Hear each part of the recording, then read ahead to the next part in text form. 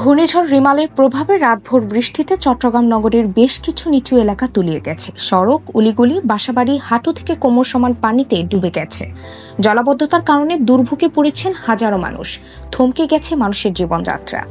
২৭ মে সোমবার সকালে দেখা গেছে বিভিন্ন এলাকায় বেশিরভাগ রাস্তাঘাট তলিয়ে গেছে পানিতে। দোকানপাট ও বাসাবাড়িতে ঢুকে গেছে পানি। বিপাকে পড়েছে হাজার হাজার মানুষ। জ্বলছে না রান্নার চুলা। বেসরকারি অফিস, শিল্প ও কারখানা খোলা থাকায় ভোগান্তিতে পড়েছেন চাকরিজীবীরা। বাড়তি ভাড়া দাবি করছেন রিকশা ও সিএনজি অটোরিকশা চালকরা। উন্মুক্ত নালা ও ফুটপাতের ভাঙা স্ল্যাব পথচারীদের জন্য ঝুঁকি বাড়িয়েছে অনেকটা।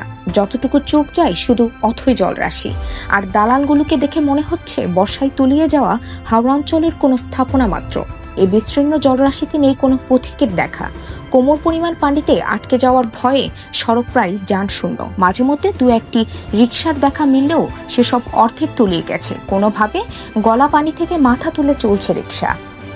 এই অবস্থায় জীবিকার তাগিদে যারা ঘর থেকে বেরিয়েছেন, নগর ব্যবস্থাপনার প্রতি তাদের ক্ষোভের অন্ত নেই। তাদের অভিযোগ, কোটি কোটি টাকা খরচ করে প্রতি বছর নানা পরিকল্পনা নেওয়া হয়, কিন্তু বর্ষা এলেই দেখা যায় সেসব পরিকল্পনা আদতে ফাঁকি।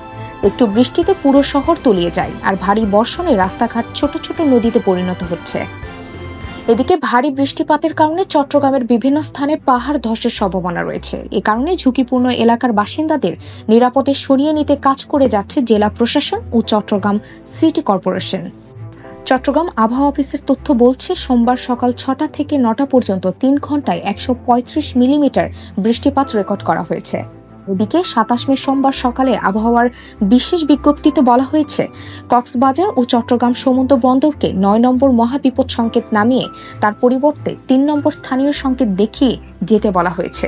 এছাড়া উত্তর বঙ্গোপসাগরে অবস্থানরত মাছ ধরার নৌকা ও ট্রলার সমূহকে ২৮ মে মঙ্গলবার সকালে নিরাপদ আশ্রয়ে থাকতে এবং সাবধানে চলাচল করতে বলা হয়েছে।